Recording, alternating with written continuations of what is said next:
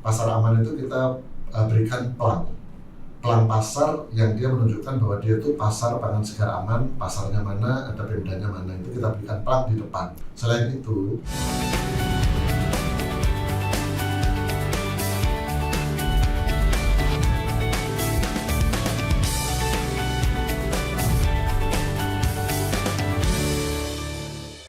Halo Sobat Pangan Indonesia, masih setia kan menyimak podcast Badan Pangan Nasional B2SA. Beragam, bergizi, seimbang, dan aman. Nah, masih bersama dengan saya Yohan Clara, dan kali ini kita akan kupas tuntas tentang upaya penjaminan keamanan pangan melalui kegiatan Pasar Pangan Segar Aman. Singkatannya adalah PAS Aman. Tema yang sangat menarik nih, khususnya untuk sobat pangan ibu-ibu ya kan, ataupun siapapun yang hobi banget belanja ke pasar. Siapa nih yang hobinya belanja ke pasar? Boleh unjuk tangan sebentar. Sama ya, sama. Tapi dulu waktu aku kecil. Nah, tentunya di sini saya nggak sendiri karena akan berngobrol ya, akan berdiskusi langsung dengan pakarnya, karena sudah hadir bersama dengan saya ada Bapak Aprianto Dwi Nugroho, STP MSc. Beliau adalah pelaksana tugas Direktur Pengawasan Penerapan Standar Keamanan dan Mutu Pangan di Badan Pangan Nasional. Halo, apa kabar Bapak Aprianto? Nama bekennya Pak Antu. Benar ya Pak ya? boleh Mbak? Boleh Pak, boleh. Udah dapat izin Sobat Pangan. Apa kabarnya Pak? Baik, Mbak Zuan. Ini kalau dari suaranya kayaknya penyanyi ya Pak ya? Udah langsung senyumnya, takut saya kayaknya disuruh nyanyi nih. Bener ya Pak ya? Apa tuh Mbak? Penyanyi, bener? Paling takut saya. Paling tahu. Tapi udah pasti suka jajan ya Pak ya? Suka jajan. Pasti suka. Pasti. Jajannya itu jajanan pasar apa jajanan? Jajanan pasar lah. Oke. Lalu ada narasumber kita yang kedua. Siapakah beliau? Ada Bapak Muhammad Bakri sebagai Kepala Pengelola Pasar Modern BSD City. BSD City mana suaranya?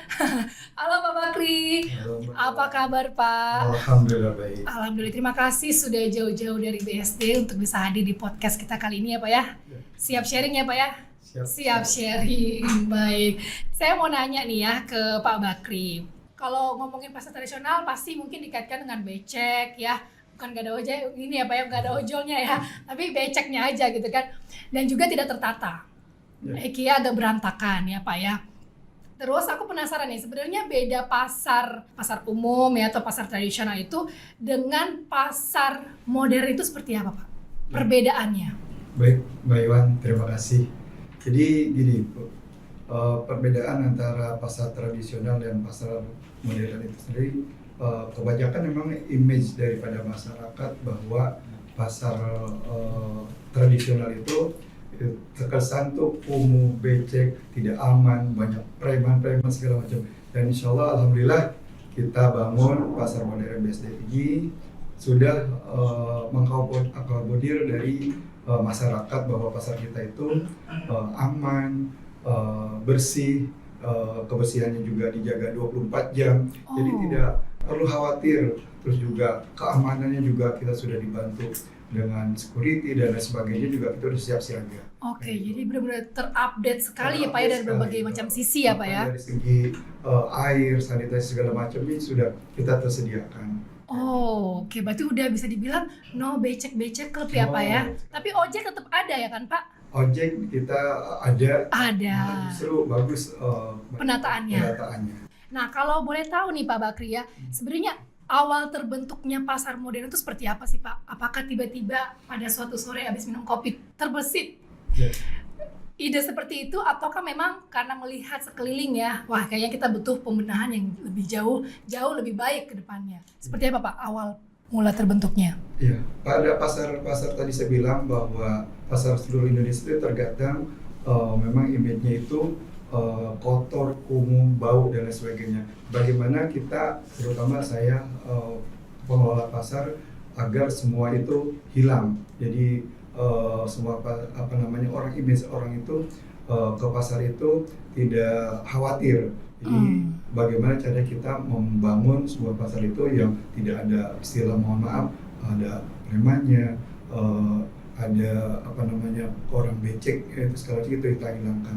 Oke. Kesan-kesan yang seperti itu yang kita buat sehingga terjadilah pasar yang ada. Terus juga urutan dari pedagangnya juga kita sudah tata, kita sudah atur bagaimana SOP kita kayak gitu. Jadi semuanya sudah lancar, sudah semuanya sudah bersih kayak gitu. Ya, pokoknya terregistrasi dan terintegrasi ya Pak ya, Iya, secara semuanya. keseluruhan sistemnya. Iya. Wah, ini berarti pembenahan mindsetnya luar biasa nih yang mau diterapkan ke masyarakat terkait dengan pasar itu nggak seperti yang kayak dulu loh, yang Iya. banyak beceknya, yang tidak aman. Iya. Mungkin makanan atau bahan pangan yang disediakan juga tidak begitu segar dan lain sebagainya ya Pak ya. Iya. Itu yang berusaha pasar modern BSD ini menghilangkannya.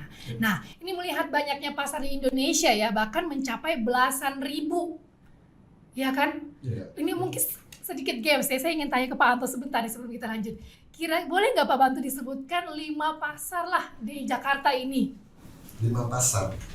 Pasar Minggu ada. Oh, baik. Saya pikir mau dibilang pasar malam duluan. Pasar Majestic ada. Wah, Pasar Koja ada. wah. Pasar Cipulir ada. Terus pasar di Jakarta Barat itu ada. Siap. Wah, ini keren sekali. Siap dapat sepeda, Pak. Brosurnya dulu tuh. Oke, kita kembali ya. Jadi tentu saja pekerjaan ini tidak mudah ya Pak dalam mengelola pasar ya secara keseluruhan. Dan untuk memastikan bahwa pembeli ataupun masyarakat pelanggannya ini mendapatkan pangan dan produk yang baik, segar dan juga pastinya aman ya Pak ya.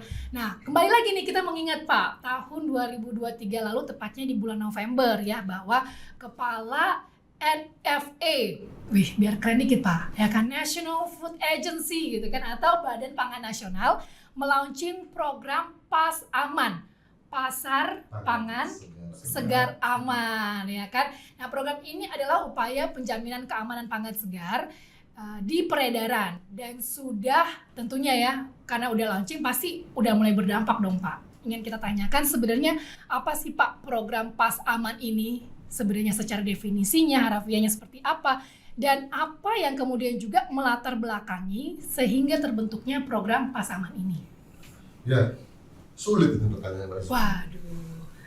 Ya, jadi gini Mbak. Jadi tadi Mbak Zuan sudah sampaikan Iya Pak. kalau kita itu ada belasan ribu ya. Iya benar. Jadi belasan ribu itu tepatnya 16.000 sekian.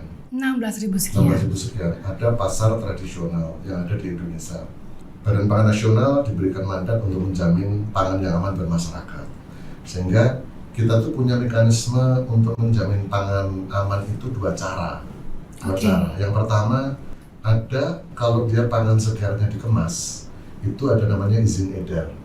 Jadi kalau Mbak Zuan kayaknya nggak pernah belanja ke pasar sih. Wih, Ya. belanja Jadi Pak. kalau ke supermarket itu lihat beras. Beras itu ada izin edarnya. Jadi kalau izin edar, pangan segar contoh beras. Pangan segar apa contohnya? Saya ngetes gantinya. Waduh, gantian hadiahnya apa dulu nih Pak? Biar termotivasi. Ya, jadi pangan segar itu bisa beras, bisa rempah, Ya. bisa buah, sayur. Itu jika dia kemas wajib punya izin edar. Ya. Tapi beberapa studi mengatakan mayoritas diedarkan curah pangan segar itu. Jadi tidak semuanya dikemas, yang dikemas hanya sedikit sebenarnya. Ya. Sehingga kalau dia dijual curah kan nggak mungkin dia diberi nomor, Mbak. Iya benar. Sehingga muncul arahan atau ide dari pimpinan Pak Deputi waktu itu, kalau kita jamin lokasinya gimana ya?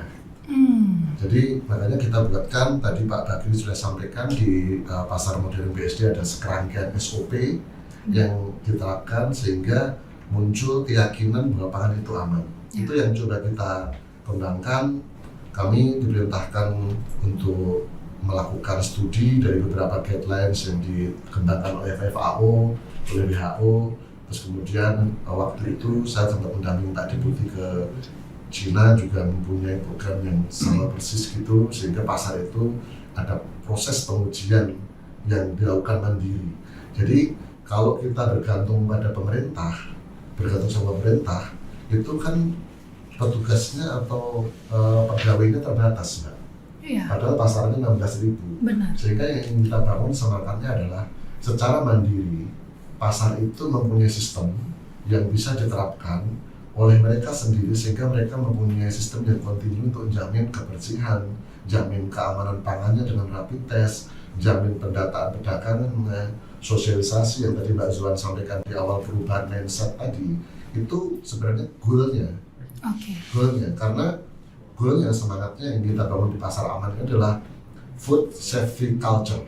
Jadi food safety culture itu budaya keamanan pangan. Budaya keamanan pangan itu harus dimiliki oleh petugasnya atau pegawai pemerintahnya, harus dimiliki oleh pedagangnya, harus dimiliki oleh masyarakatnya. Kalau tiga-tiganya semuanya nggak terbangun, ya sulit. Jadi tiga-tiga harus dibangun, sehingga kita muncul pas aman ini untuk bagaimana kita membangun kesadaran di semua pihak, untuk bagaimana kita menjamin pangan yang aman buat masyarakat, tapi secara basis lokasi. Ini katanya pertanyaannya susah, tapi dijawabnya luar biasa sama Pak Anto ini ya. Luar biasa. Nah, kalau tujuan ataupun sasaran lokasi dari program Pas Aman ini seperti apa Pak? Apakah memang sudah cukup menyebar seluruh Indonesia atau mungkin masih di daerah Jakarta dulu? Ya, jadi memang ini kan antara kita ingin memulai konsep itu kan mungkin tidak bisa langsung berhasil. Jadi kita ada namanya, walaupun kita sudah mencari studi di beberapa referensi ya, tapi ketika kita implementasi, pasar kita kan orangnya beragam, respon terhadap program kan beragam, sehingga kita memang kemarin mencoba memilih di 63 lokasi di tahun 2024 ini, sehingga di 60 lokasi itu kita pilih yang respon dari baik aparatnya, dinas pangan dan terkaitnya, baik pasarnya, dan itu baik, sehingga nanti kita bisa menjadikan dari yang awal ini menjadi lesson learned buat yang lain kalau kita akan duplikasi atau akan scale up menjadi lebih besar. Sehingga kita udah punya ini loh success story-nya, tinggal contoh yang itu. Sehingga itu yang memang kita belum bisa alokasi banyak, tetapi nanti udah ada upaya kita untuk bagaimana menduplikasi atau men-scale up program ini. Tapi di program awal ini memang kita terus mendapatkan masukan dari program itu, walaupun mereka atau teman-teman yang di pasar, nanti Pak Badri bisa cerita, dan teman-teman dinas juga sudah sangat partisipatif, tapi memang selalu ada untuk perbaikan, Mbak. Karena perbaikan itu yang kita catat, sehingga nanti harapannya kalau sudah eskalasi jangan gagal. Gitu. Jadi yang proses ini kita jadikan untuk belajar, untuk perbaikan konsep, sehingga nanti kalau kita akan eskalasi itu sudah lebih stabil. Berarti untuk tahapan awal ini lebih kepada Bappanasnya yang memilih lokasi-lokasi tersebut. Diusulkan sebenarnya Mbak. Jadi kami kan tidak tahu profil masing-masing pasar ya. Sehingga kami minta tolong teman-teman yang ada di provinsi, dinas pangan berkoordinasi dengan kabupaten, dinas terkait lah untuk memilih mana yang kira-kira cocok untuk menjalankan program ini. Tapi bagaimana masyarakat itu juga bisa tahu ya Pak, apakah pasar ini sudah terintegrasikan dengan program Pas Aman? Apakah ditandai dengan logo yang mungkin tercantum ya, atau mungkin logo yang memang bisa dilihat ketika masuk pada pasarnya, atau seperti apa Pak? Ya, promosi itu menjadi bagian penting. Promosi, jadi promosi itu untuk menunjukkan kepada masyarakat untuk menjadi pembeda. Tetapi memang promosi ini karena kalau kita bandingkan sasaran program dengan populasi existing kan masih kecil ya, dari 63 dengan sekitar 16.000 ya. Tetapi memang kita memberikan tanda, jadi pasar aman itu kita berikan pelang pasar yang dia menunjukkan bahwa dia itu pasar pangan segar aman, pasarnya mana, ada pemdanya mana, itu kita berikan pelang di depan. Selain itu, kita juga lengkapi dengan bahan-bahan sosialisasi edukasi seperti yang ada di ruangan ini. Misalnya, mari jaga kebersihan, terus kemudian ada pilih pangan yang aman. Terus seperti itu kita berikan. Materinya diberikan kepada pasar-pasar yang terpilih tersebut. Kita berikan, terus kemudian memang ada beberapa pasar yang melakukan pengawasan atau pengujian itu dilakukan mandiri loh Mbak. Jadi petugas pasar itu kita minta, kita latih, kita berikan kit rapid test uji cepat itu. Mereka melakukan sampling rutin mandiri. Terus kemudian mereka laporkan ke sistem informasi kita. Jadi kami itu di pusat dapat monitor mana yang jalan, mana yang tidak, kami tahu. Jadi mereka laporkan mana yang sudah berjalan, mana yang tidak, itu kami tahu. Pak Anto. Jadi ini ternyata memang sudah ada tandanya juga, istilahnya udah diberi kode nih Sobat Pangan. Program dari Pas Aman itu kalau ingin melihat langsung di beberapa pasar yang memang sudah terpilih oleh Bappanas tentunya. Nah ini jadi penasaran, kira-kira dari Pak Bakri sendiri ya Pak ya. Pak Bakri sendiri kan pastinya dong ya di pasar modern BSD City itu sudah menerapkan program Pas Aman ini. Ya, betul. Benar kan Pak? Betul Saya konfirmasi sekali. lagi. Iya. Tapi setahu saya sih udah ya, udah pastinya dong. Kalau belum ganti dong. Oh ganti ya Pak. Penggantian lumayan enggak. Jadi ternyata sudah diterapkan di sana dan bagaimana Pak? Ini pengen tahu bagaimana prosesnya dalam penerapannya, ya kan? Dan lebih kepada bagaimana sih manajemen itu mengelola dan mengawasi pasarnya. Jadi penerapan pasar aman di kita memang sebetulnya pasar di kita tuh khususnya di Tangerang Selatan itu banyak. Jadi kita alhamdulillah dari koordinasi dari Dinas Pangan Kota Tangerang Selatan dan melalui juga Dinas Pangan Banten, itu kita dipilih lah bahwa kita sebagai percontohan dari untuk program Dinas Pangan ini. Ya, jadi alhamdulillah kita terpilih untuk menerapkan program Pas Aman ini. Jadi mungkin dari sekian banyak pasar saya juga bersyukur nih Bu, Wah, bisa terpilih ya. Terpilih, jadi itu mungkin dari tim penilainya, mungkin dari struktur bangunan atau barangkali dari kelengkapannya juga, sanitasi, dari kebersihan dan lain sebagainya. Jadi saya juga mengucapkan terima kasih banyak nih pada Dinas Pangan Pak Anto dan timnya semuanya juga telah memilih kita, dan dengan itu juga kita banyak untungnya Bu. Oh, Iya, baik. gitu loh, Bu. Luar Banyak biasa. keuntungan dari yang kita dapat dari ini, orang lebih percaya lagi Oke, pada baik, pasar. baik. Berarti ini ternyata memang sangat berpengaruh ya untuk berbagai pihak, baik Iya. dari pengelolanya, tentunya masyarakat dan tentunya juga untuk Bapak Nasnya sendiri ya Pak ya. Baik nggak? Atau harus pertanyaannya buat Pak Bakri aja. Kenapa Pak? Boleh nambahin? Boleh, boleh. Jadi gini, sebenarnya Pak Bakri tadi kan di pasar modern ya. Pasar modern sudah punya SOP. Jadi Benar. memang baseline atau basis kegiatannya memang kita membuat SOP, Mbak. SOP sederhana sih sebenarnya. SOP sederhana karena untuk merutinkan, untuk merecord sebenarnya. Jadi setiap pasar itu kita buatkan SOP contoh sebenarnya. Kalau BSD lebih mudah karena udah punya SOP sebenarnya. Oh, Jadi itu oke. perbedaannya. Jadi Oke, baik. yang lain juga berjalan, tetapi BSD mungkin akan sedikit lebih mudah karena mereka udah ada SOP awal SOP dulu, awal. tinggal ada penyesuaian. Itu sih, Benar. Mbak. Oke. Oke, untuk biaya penambahannya 5.000 ya Pak ya? Oke, nah ini ternyata bukan hanya dari hostnya yang bertanya-tanya Pak, karena memang banyak sekali yang penasaran tentunya ya terkait dengan perbedaan pasar tradisional dengan pasar modern, dan juga ketika pasar tersebut sudah terintegrasi dengan program Pas Aman ini, dan salah satunya sudah ada penelpon nih ya, udah yang akan bergabung dengan kita juga di podcast kali ini. Salah satu penelpon yang rasanya beliau ini adalah masyarakat BSD. Baik. Coba kita hubungkan langsung dengan penelponnya. Halo, selamat siang. Selamat siang, Selamat podcast siang, Bu. B2SA. Wah, halo Bu, apa kabarnya? Alhamdulillah, kabar baik. Ibu posisinya di BSD. Iya, betul. Tepatnya di Ciater. Oke, Nggak jauh baik. dari BSD. Kira-kira jauh nggak itu Bu dari pasar modern BSD City? Enggak sih, sekitar 5 menit mungkin. 5 menit. Berarti belanjanya biasanya ke situ ya Bu ya? Kebetulan karena saya kerja, jadi ke pasarnya paling di weekend aja sih, Di Pak. weekend, tapi tetap belanja juga. Berarti bisa nih lah Pak. Kira-kira kalau orang yang sering ke sana bisa dapat member gak ya Bu, Pak ya? Ya, sekalian promosikan Pak, biar ibunya nggak cuma weekend, setiap hari jadinya belanja ke sana. Oke, dengan Ibu siapa? Nunu. Bu Nunu. Baik Bu Nunu. Bu Nunu ini bersama kita sudah ada Pak Anto ya, dari perwakilan dari Bappenas, dan juga ada Pak Bakri sebagai perwakilan dari Pasar Modern BSD City. Bu Nunu silakan Bu, ada yang ingin ditanyakan terkait dengan pasar pangan segar dan aman ya? Iya. Silakan Bu. Selamat siang, Pak. Siap, Kebetulan siap. karena saya ibu muda ya, ada anak kecil yang ya kalau weekend kan pasti kalau anak-anak itu pengennya sama ibunya ya, sama orang tuanya. Jadi kalau saya ke pasar, anak-anak ikut. Nah, yang jadi pertanyaan saya adalah di pasar modern BSD ini apakah ramah anak gitu. Jadi saat ibu-ibunya belanja, terus anak-anaknya tuh bisa aman gitu Pak, bisa terkendali, aman, jadi belanjanya juga lebih nyaman. Itu sih pertanyaannya. Oke, Bu Nunu dari BSD.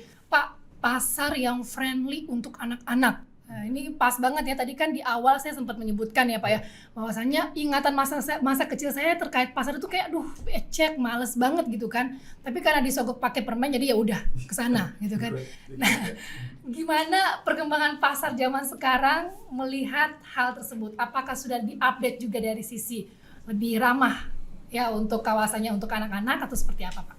Ya, baik. Selamat siang Bu Nunu, tetangga kita ini Bu. Iya betul.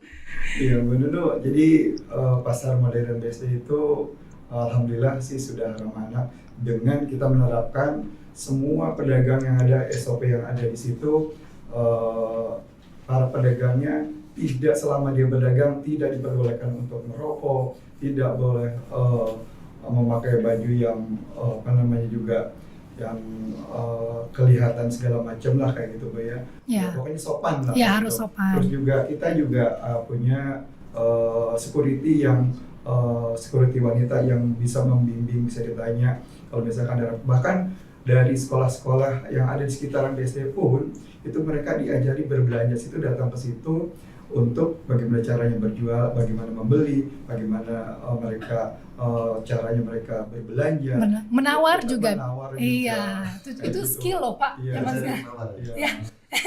Gitu. Bukan hanya ramah anak Bu, alhamdulillah bapaknya, ibu sama bawa anaknya datang ke pasar modern itu ada yang namanya, kalau pasar kita itu ada namanya ikan hias segala macam. Anak sendiri bisa dibawa ikan hias. Terus toiletnya juga kita pasar BSD Bu, toilet kita juga bintang 5 loh. Wah, bintang 5. Iya, toilet pasar modern bintang 5 Bu. Wow, jangan-jangan ada bathtubnya lagi, penasaran saya ya. Kayaknya harus main ke pasar BSD nih. Ketika ibu anaknya misalkan buang hajat segala macam itu sudah aman kayak gitu, tanpa perlu khawatir harus kemana, petunjuk arah juga sudah jelas dan segala macam. Security juga kita selalu mobile, sudah muter kayak gitu Bu. Oke, berarti memang sudah sangat diupdate ya Bu Nunu ya terkait dengan apa yang dikhawatirkan ibu-ibu biasanya kan Pak terkait dengan anaknya kalau dibawa ke pasar. Bu Nunu, kira-kira ada lagi pertanyaan? Iya, boleh satu lagi. Oke, boleh Bu, silakan. Udah jauh-jauh dari BSD soalnya kan Pak. Ya, silakan Bu. Iya. Gini Pak, mohon maaf ya Pak ya. Memang sih kalau sayur mayur terus buah-buahan yang ada di sana itu memang lebih segar ya dibandingkan dengan yang kalau saya temukan di pasar lain atau di pedagang sayur keliling gitu ya. Nah, tapi kenapa ya Pak ya, kok harganya kayaknya lebih mahal ya Pak ya, di pasar modern ini dibandingkan di tempat lain. Padahal kan walaupun mungkin lingkungannya itu adalah lingkungan ya BSD gitu ya, tapi tidak menutup kemungkinan yang belanja di situ dari segala penjuru bisa ke situ, itu sih Pak. Oke, baik. Bu Nuni, terima kasih untuk pertanyaan keduanya Bu. Ini luar biasa sekali menjawab dan mewakili ya sebenarnya ibu-ibu seluruh Indonesia. Harga Pak. Silakan Pak Bakri. Ya sebetulnya kalau kita perhatikan sih sebetulnya tidak mahal Bu. Tetap sama harganya. Cuma barangkali harga makanan atau sayuran yang dijual di situ itu kita sudah ada SOP-nya, artinya jangan membeli yang menjual barang-barang yang sudah ada busuk-busuk sedikit segala macam. Contoh kangkung Bu ya. Kalau misalkan ibu beli kangkung mungkin di pasar lain 10.000, di pasar saya 12.000. Tapi kualitas kangkung itu sendiri, kalau misalkan di pasar lain mungkin barangkali ada yang busuknya, ada yang sedang. Kalau itu udah, kalau di saya itu semuanya udah beli misalkan 12.000 agak lebih mahal. Ibu ada satu yang busuk, itu bisa komplain ke pengelola. Gitu. Jadi harga itu sebetulnya jaminannya Pak. Jaminannya begitu. Bahkan itu yang pertama. Yang kedua, ibu nimbang itu alhamdulillah misalkan di timbangan, kita punya timbangan tersendiri, pengelola punya timbangan sendiri. Seandainya ibu merasa bahwa timbangannya kurang, kayaknya sedikit kurang, sekilo juga kurang kok, bisa ditimbang di tempat biasa. Ketika itu kurang, bisa komplain ke pengelola dan pengelola bisa kasih aturan yang SOP yang ada di yang telah kita terapkan. Oke, jadi memang haknya pembeli itu terjamin ya dengan harga tersebut ya Pak ya. Tapi Ibu Nunu kayaknya sih kalau nawar itu ke pasar tuh kayaknya separuh harganya. Pak, itu gol ibu-ibu, Pak. Karena pasar kan memang tempatnya tawar menawar. Betul, gitu. itu sebenarnya tempat di mana kita melatih skill Iya, negosiasi itu, Pak, iya, sejak dini ya. Tapi saya tuh nggak pernah nawar kalau ke pasar. Wih, Serius. sultan loh Pak berarti. Nggak sultan, kan harganya murah-murah di pasar. Itu ya Pak ya. Tapi kadang Pasar sebenarnya lebih ke mengasah skillnya aja sih Iya Pak. sih. Ya, ujung-ujungnya juga ambillah Bu, gitu kan, ambillah Pak, gitu kan. Bu Nurul, ada lagi mau disampaikan Bu sebelum kita lanjut? Untuk pertanyaan cukup itu aja. Terima kasih Pak atas jawabannya. Semoga pasar modern BSD terus meningkatkan kualitas dan Amin. ininya ya pelayanannya. Terima kasih. Oke, terima kasih banyak Bu Nunu atas sharing dan pertanyaannya, luar biasa sekali ya. Jadi ternyata program Pas Aman ini akan menyasarkan pada pasar-pasar di Indonesia ya Pak ya. Betul. Tadi memang untuk step awalnya 60-an pasar yang memang sudah terpilih. Tapi untuk sebaran lokasinya itu sudah sejauh apa sih Pak jangkauannya? Dan ya bisa dibilang pencapaian dalam setahun ini, karena kan seperti yang kita ketahui 23 November tahun lalu ya Pak ya, 2023. Pak Anton, Ya. silakan. Baik Mbak, jadi kalau sebarannya memang belum di semua provinsi, tapi Maluku ada loh. Pak. Baru mau saya tanya loh, Bapak kayaknya udah lihat mata saya. Iya. Kok malu kan? Ada ya Pak ya? Ada Ambon. Siap Pak. Jadi kita ada di 22 provinsi. 22 provinsi. Provinsi 63 kabupaten. Jadi kan satu kabupaten dipilih satu dulu untuk jadi role model. Oke. Sehingga nanti provinsinya sudah ada, role modelnya, kabupaten sudah ada. Nanti kalau kabupaten akan mengembangkan, kita juga sudah ajak bersama-sama untuk pemerintah daerah, sama-sama kita ayo kembangkan gitu. Ya. Jadi itu nanti bersama-sama, karena kan memang yang punya pasar kan pemerintah daerah. Ya. Ya, tapi kewajibannya menjamin kewajibannya bersama-sama gitu. Hmm. Sebenarnya harus kita kerja sama-sama. Iya, setuju banget ya Pak Anto ya. Ini nih Sobat Pangan, tolong ya setelah nonton podcast ini bantu dicatat. Apakah pasar di kabupaten atau di provinsi kalian sudah terintegrasi program Pas Aman? Sebutkan nama pasarnya dan coba direview sedikit lah. Jadi Pak Anto juga bisa sekalian ya sambil nonton YouTube Bapak Nas juga sambil pasar ini seperti ini. Kalau kurang langsung dijewer kayaknya di sana ya. Bukan, nanti, Isinya. nanti itu kan bisa menjadi masukan kita Mbak Zuan. Jadi Ya. ketika ada review yang objektif itu justru masukan penting buat pemerintah. Ya, Jadi setuju. kita jangan menutup itu, malah Betul. justru ketika ada review kita ada yang kurang, justru itu input ke depan berarti diperbaiki dong. Ya, setuju sekali. Jadi kita juga sebagai orang yang monitor, membantu ya Pak ya secara keseluruhan. Karena tadi 16 ribuan pasar seluruh Indonesia ya Pak ya? Seluruh Indonesia kan Pak? Seluruh Indonesia, nggak Termasuk mungkin. Ambon. Termasuk Ambon. Ambon juga Indonesia kan Pak pastinya. Baik, lalu Pak bagaimana gambaran urgensi ya dan pentingnya kolaborasi nih dan keterlibatan lintas sektor ya Pak ya terkait bagaimana kita untuk mencapai program Pas Aman ini Pak Anto. Ya baik Mbak Zuan. Jadi sebenarnya pasar itu rumahnya banyak kementerian atau lembaga. Oke. Jadi kalau kita bicara kewenangan atau tugas membangun pasar, itu wilayahnya Kementerian Perdagangan, di sarana perdagangan. Jadi Kementerian Perdagangan itu membangun pasarnya, lokasinya, dan anggarannya ada di Kementerian Perdagangan. Kemudian di dalamnya itu kalau masalah sanitasi lingkungannya ada teman-teman Kementerian Kesehatan masuk di sana. Pangannya, kalau kita bicara pangannya, kalau pangan segar itu Badan Pangan Nasional, kewenangannya untuk ngawasi. Tapi di sana ada juga pangan olahan. Ya. Ada Badan POM yang masuk di sana. Oke. Terus kemudian sampahnya kalau di daerah ada KLHK. Jadi sebenarnya memang ketika kita mau mencerminkan pasarnya kotanya Mbak Zuan itu misalnya bersih dan itu pasti kolaborasi dinasnya baik. Oke. Tapi kalau misalnya kita pasarnya kok kurang, pasti mungkin kurang ngopi itu dinas. Oke, kurang ngopi. Iya. Baik, Pak. Kurang ngopi, kurang ngobrol ya, Pak ya. Jadi dengan adanya begini sebenarnya kita menjadi sarana yang kita jamin masyarakat kita. Ya. Ya mari kita lepaskan sekat-sekat birokrasi itu agar sebenarnya Setuju. wilayah kita yang kita lakukan itu untuk masyarakat sebenarnya. Dan program ini sebenarnya salah satu inisiasi atau fasilitasi dari Badan Pangan Nasional agar kita lebih dekat bekerja, kita lebih bermanfaat buat masyarakat. Itu yang sebenarnya ingin kita bangun. Nah, untuk pasar modern BSD City sendiri nih Pak ya, apakah dampak yang dirasakan setelah menerapkan program Pas Aman ini?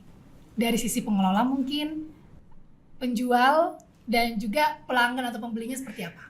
Dengan adanya program Pas Aman ini, ya alhamdulillah yang tadinya masyarakat tidak tahu, yang masyarakat yang saya rasa dia apa sih Pas Aman itu, akhirnya ya alhamdulillah mereka lebih percaya lagi, dampaknya itu lebih percaya lagi datang ke pasar.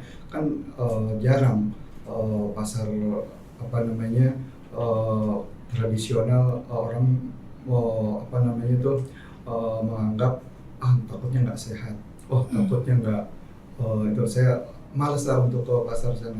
Nah, dengan adanya program Pas Aman ini, ya alhamdulillah pengunjung tuh semakin percaya bahwa penerapan program ini baik, dan tentunya terbukti bahwa pengunjung itu semakin banyak yang datang ke pasar kita.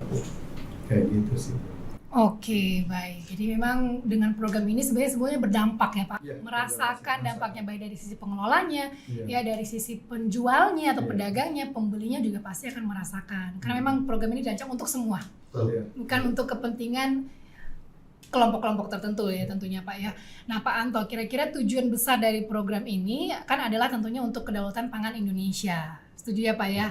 Nah, Bapak bisa cerita nggak bagaimana dampak dari program ini ya, Sobat Pangan, yang sudah berjalan kurang lebih setahun ini jika dikaitkan dengan kedaulatan pangan? Kedaulatan pangan punya aspek, di dalamnya ada bagaimana kita memproduksi sendiri, bagaimana pangannya dikonsumsi berbasis budaya lokal, bagaimana pangannya juga aman dikonsumsi. Itu jadi dari bagaimana tujuan besar dari kedaulatan pangan itu.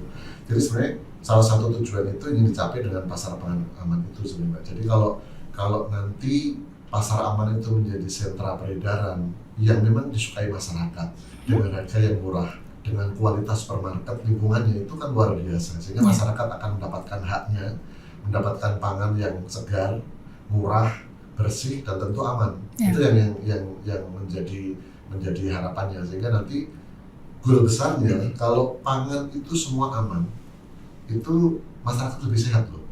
Bukan hanya pangan tersedia dengan, tapi masyarakat itu juga sehat, karena pangan yang aman itu dampaknya ya memang produknya lebih punya daya saing, bisa dijual lebih banyak, terus kemudian masyarakatnya lebih sehat, Pak. Masyarakat kita itu lebih sehat gitu, karena pangannya aman. Kenapa masyarakat lebih sehat? Di dalam pasar aman itu ada yang tadi saya cerita tadi, ada pengujian mandiri dengan rapid test, sehingga ketika nanti ada pangan yang terdeteksi bahan-bahan yang dilarang, yang berbahaya itu, petugas pasar manggil pedagang, dipanggil, ini bahannya ada ini, gimana gitu. Jadi nanti ada upaya-upaya untuk pencegahan lebih dini gitu. Jadi nanti ganti ya, belinya jangan di situ lagi, ganti. Jadi itu upaya-upaya itu terus dibangun, sehingga nanti pada akhirnya tak ada lagi gitu. Itu Mbak Yan, sehingga tapi itu memang masih terus kita bangun, masih terus kita kuatkan, masih terus kita lakukan upaya-upaya untuk menjamin itu. Baiklah. Tapi kalau mau tahu juga nih Pak Anto ya, ini mungkin agak jauh dan melompat jauh sekali nih. Tipikalnya bukan menawar ya Pak di pasar ya? Iya. Iya Pak. Kalau boleh tahu alasannya kenapa Pak? Karena kalau nawar itu kan satu lama. Jadi saya pengennya cepat-cepat aja kalau beli, sudah gitu, pilih ya sudah gitu.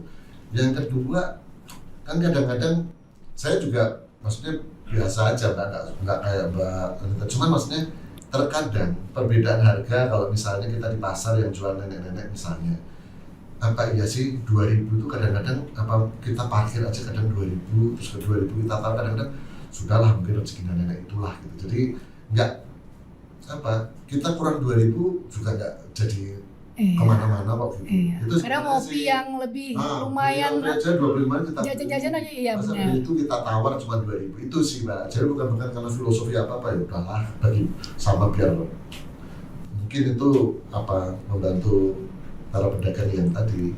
Pedagang, petani Indonesia ya Pak ya, karena kan untuk kedaulatan pangan ini kan jauh. Dan maksudnya layersnya itu banyak ya Pak ya, berlapis. Petani juga harus kita perhatikan. Jadi sebenarnya kenapa saya bertanya demikian, karena mau mengingatkan lagi untuk kita semua Pak. Tapi kalau dulu saya nawar sih, kalau saya. Oh ternyata mengirim perwakilan Sobat Pangan. Tapi benar ya apa yang disampaikan oleh Pak Anto itu, menawar mungkin boleh, tapi kadang kita juga harus memperhatikan nilai-nilai di balik penawar itu seperti apa ya. Pak Bakri ya dan juga Pak Anto. Setuju ya Pak ya? Setuju. Kalau yang punya pasar sih setuju. Oke, kembali lagi untuk pasar modern BSD City. Iya. Sorry. Apakah ada kendala dan tantangan saat ya dalam hal ini ketika ingin menjalani proses penerapan program pas aman tadi, Pak? Sebenarnya untuk kendala setiap satu program itu pasti ada. Oke. Ya. Jadi ketika kita kan di pasar modern BSD City ini ada yang namanya ICS gitu Pak ya. Nah, ada yang bertugas untuk sampling barang-barangnya, ada yang bertugas untuk rapid test segala macam. Dan ini kadang-kadang yang satu lagi ini yang untuk satu misalkan kita bertanya kepada konsumen yang datang di situ, kadang mereka agak susah untuk dimintai untuk keterangan buat mereka. Contoh barangkali ibu-ibu mau beli ini kita tanya mungkin nanti dulu segala macam kayak gitu, mungkin karena sibuk dan lain sebagainya. Cuma saya juga usul nih sama Dinas Pangan kira-kira Baik. bagaimana kalau ketika kita bersosialisasi dengan para konsumen segala macam, ketika kita mengajukan pertanyaan, mengajukan segala macam itu ada ya goodie bag-nya atau ada segala, biar mereka tuh lebih semangat kalau kita tanya kayak gitu. Baik Pak.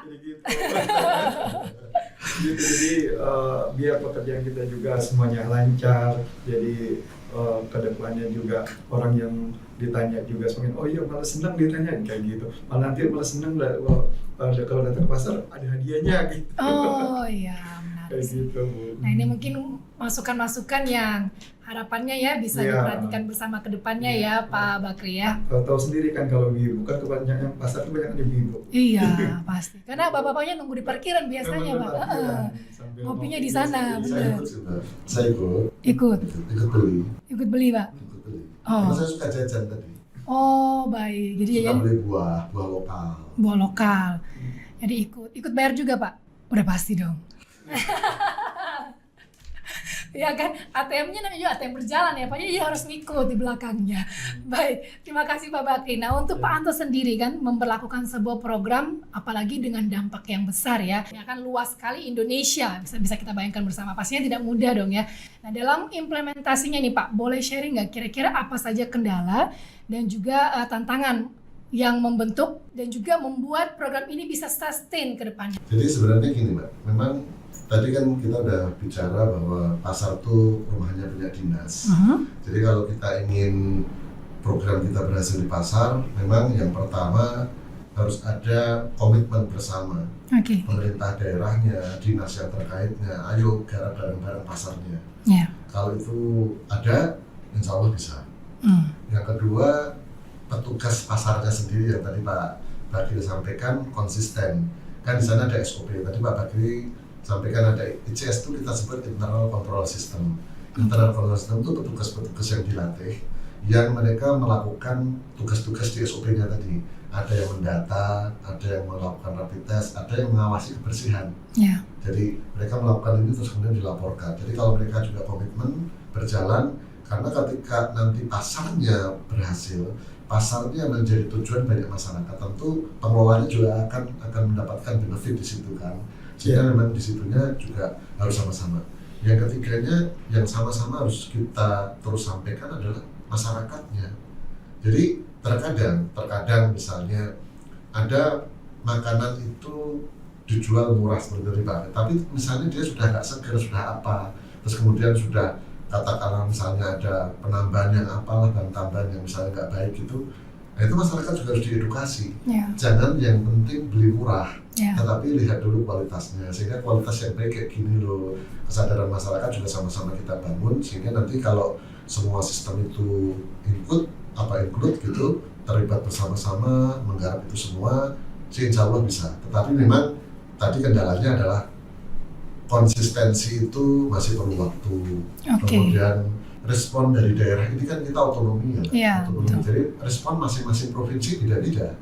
Ada provinsi yang rajin, ada yang kurang rajin gitu. Responnya beda-beda. Yang kita lakukan adalah bagaimana agar respon dari masing-masing provinsi ini standar. Sehingga kalau responnya standar, nanti kompetensinya tidak kita standarkan, Ya. nanti akan menghasilkan output yang standar harusnya. Masih terus kita garap. Masih meracik formulanya ya Pak ya.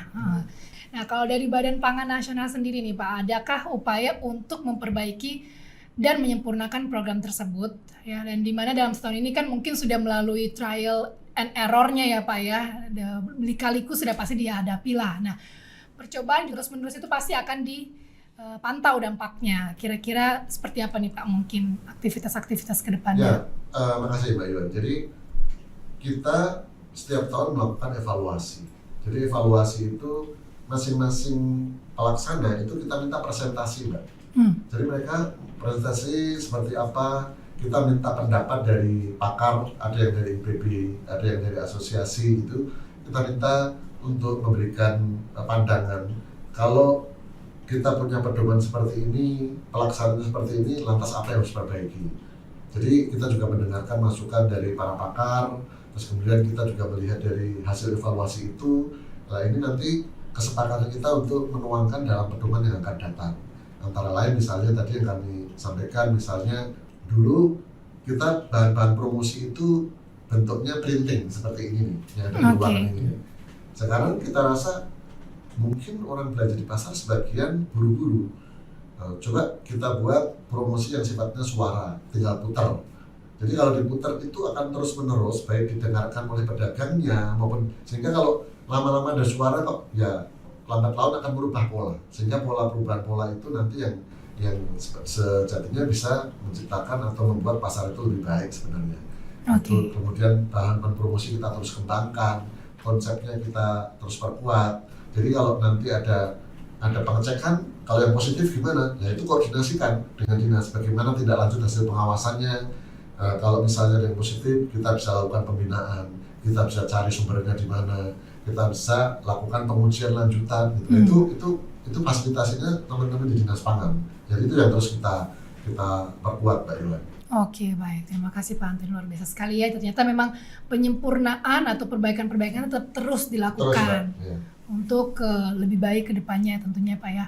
Nah, untuk Pak Bakri sendiri, perlu sekali ya Bapak ya untuk menginspirasi pasar di daerah lain nih, ya kan? Melihat apa yang disampaikan oleh Pak Bakri sebelumnya terkait dengan pasar modern BSD City. Dengan apa yang telah dilewatinya dan apa juga pencapaiannya, karena memang kabarnya pasar modern BSD City ini bukan hanya menerapkan pas aman tapi juga mendapatkan fasilitas dari kementerian dan lembaga lain seperti pasar SNI, benar ya Pak ya? Nah pasar pangan aman berbasis komunitas dari BPOM, benar ya Pak ya? Dan lain sebagainya. Wah ini pasar ini dikasih makan apa ya? Kok prestasinya banyak banget gitu Pak? Mungkin boleh di-sharing sedikit ya Pak ya. Mungkin bisa kasih saran juga, masukan juga mungkin bagi pengelola pasar lainnya ya, dan juga masyarakat umum. Sebenarnya ini yang dilakukan loh, atau mungkin kiat-kiat kedepannya juga seperti apa sehingga sebuah pasar itu bisa juga mendapatkan prestasi lagi dan lagi kedepannya. Baik, terima kasih Mbak Iwan. Jadi mengelola sebuah pasar itu saya selaku pengelola barangkali ketika ada fasilitas itu apa sih terbesit yang nanti yang kurang dari konsumen biasanya. Nah itulah kadang-kadang kita sering bertanya apa yang harus yang datang ke pasar modern, apa yang kurang dari kita, biasanya seperti itu Pak. Jadi apa yang kurang dari kita, dan itu kan contoh tempoh hari dulu kan tadi saya bilang kita orang namanya pasar tahu sendiri, untuk pasos-pasumnya kadang-kadang juga terbatas. Jadi kalau kita sedemikian rupa kita buat lebih bagus biar orang lebih cepat bisa datang ke sana. Terus transaksi keuangan kita sediain gerai-gerai ATM, kita sediain pasos-pasum yang memadai buat mereka semuanya kayak gitu. Jadi akhirnya ya berbalik kepada masyarakat yang menikmati itu, mereka senang. Bahkan kita ke depan insya Allah sih ketika orang baru bangun tidur pun mereka sudah bisa berbelanja dan ada toilet yang bagus, bisa mandi di situ, langsung berangkat kerja, pulang kerja pun bisa balik lagi. Karena pasar saya itu ada yang namanya kafe tenda. Jadi ketika orang pulang kerja segala macam, ya bisa ada tempat kopi, ada 24 gerai kopi, ada 72 kafe tenda. Jadi pulangnya mereka pulang kerja di situ bisa kembali ke pasar lagi gitu. Bukan hanya pagi aja dia berbelanja, pulang kerja pun bisa ke pasar lagi. Sambil ngemilin buah segar kali ya Pak ya. Ini lama-lama juga bisa tempat tidurnya dibawa ke sana Pak. Iya, bisa. Nginep aja sekalian ya Pak ya, biar nggak bolak-balik gitu ya. Ada berbagai jenis makanan KB Tenda. Dari 72 itu dari makanan yang kekinian, apa yang tradisional segala macam tuh alhamdulillah ada di pasar saya. Luar biasa ya. Tapi itu dengan tentunya ya memperhatikan higienitasnya. Karena Ya, kan pasti. pangan segar dengan yang sudah diolah menjadi bahan menjadi makanan ya, siap Ya, saji yang tinggal langsung dikonsumsi itu kan tentunya ada standar-standarnya tersendiri kan Pak Iya, Anto, benar ya Pak ya. betul. Dan itu kalau sudah istilahnya dibuka untuk publik pasti sudah diperhatikan Iya. untuk kualitasnya, pengolahan dan lain sebagainya seperti apa Iya, ya Pak Bakri ya. Iya. Nah, menariknya nih ya Pak Anto dan juga Pak Bakri. Akhir-akhir ini apalagi untuk Gen Z nih, ini pasti sangat-sangat Nah. familiar, relate sekali Pak. Mewakili tangannya udah langsung kayak gini karena itu memang gaya-gaya Gen Z ya. Oke, kembali lagi untuk pertanyaannya Pak. Memang akhir-akhir ini itu sangat marak sekali terkait dengan marketplace yang sudah menyediakan ya bahan pangan yang memang langsung diantar ke depan pintu dengan harga yang juga bisa dibilang sangat-sangat terjangkau Pak.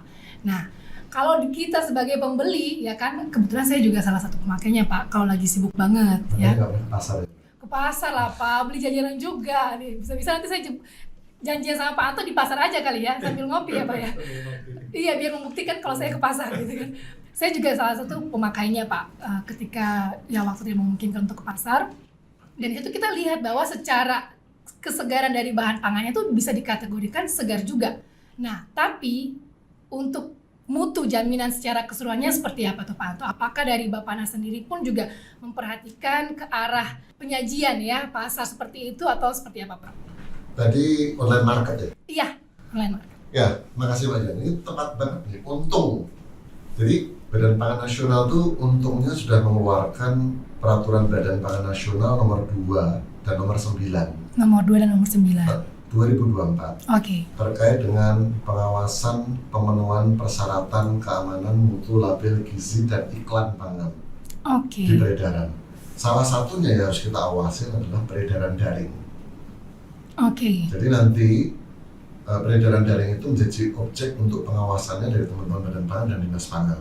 Nah, sehingga kita sudah punya instrumen untuk kita melakukan pengawasan, dan nanti karena perbedaannya baru terbit di 2024 Agustus ini, nanti kita akan detailkan SOP dan tata caranya seperti apa kita melakukan pengawasan daring. Tapi yang terbersih di kami, peredaran daring itu punya distribution center. Oke. Jadi sehingga nanti kita akan coba lakukan inventarisasi distribution center, kita bisa lakukan sampling terhadap pangan yang di sana. Kalau dia dikemas, tadi kan kena aturan nggak, dia harus punya izin edar, Yeah. kalau punya izin edar tentu nanti akan kena teguran. Tapi dia yang dicurah seperti apa, sarananya apakah izin sanitasinya terpenuhi nggak, bersih atau enggak, gitu kan. Kita lakukan rapid test, apakah residu pestisidanya di atas ambang atau enggak, itu akan menjadi objek pengawasan sama dengan adanya regulasi yang sudah kita terbitkan, Mbak. Jadi jangan khawatir, berita daring, Badan Pangan Nasional akan melakukan pengawasan sampai peredaran daring. Wow, luar biasa sekali. Boleh tepuk tangan ya Pak ya untuk Bapana, luar biasa sekali. Program-program itu siap sigap menjawab perkembangan masa. Ya. Oh, luar Ya, biasa. Pasti ya Pak ya. Oke, ini terakhir sebelum menyudahi sesi kali ini ya untuk Pak Anto sendiri terkait harapan besar dari program Pasar Segar Aman. Kira-kira ada nggak pesan atau mungkin hal-hal lain yang ingin sekali untuk disampaikan untuk Sobat Pangan Pak? Ya baik, Pasar Pangan Segar Aman ini sebenarnya mimpi kita bersama, Mbak. Ya. Karena pada dasarnya masyarakat itu pengennya belanja di pasar karena ingin harga yang murah. Ya. Sebagian dari kita tentu bisa mengakses ke retail modern tapi kan sebagian besar masyarakat kita tentu lebih banyak yang mengakses pasar tradisional. Sehingga tentu kami juga mengajak kepada teman-teman kami di Dinas Pangan yang ada di provinsi, yang ada di kabupaten kota, mari kita sama-sama kuatkan program ini, program kita bersama. Terus kita perkuat kolaborasi dengan dinas ataupun kementerian dan lembaga terkait agar yang kita mimpikan itu betul-betul membawa dampak yang bermanfaat dan baik buat masyarakat. Itu kalau itu terasa di masyarakat, tentu kita akan mempunyai kesenangan yang luar biasa karena kita bekerja ada manfaatnya buat masyarakat. Itu Mbak sebenarnya. Oke, luar biasa sekali Pak Anto. Terima kasih Pak untuk pesan-pesannya. Kita kembali lagi ke Pak Bakri sebentar. Pak, boleh kasih saya alasan kenapa harus ke pasar? Go. Harus itu, Bu. Ya, karena kan tadi daring juga mulai merajalela sana sini ya Pak, marak, ya kan? Nah, Coba ingatkan kami kembali Pak, untuk generasi muda nih, kenapa kita harus ke pasar? Banyak manfaatnya Bu kalau kita ke pasar. Iya. Pertama adalah kalau kita ke pasar, mungkin barangkali yang namanya pasar itu kan tempat bertemunya pembeli dan Penjual, penjual. ya. Ada interaksi, ada banyak hal-hal yang dilakukan di situ.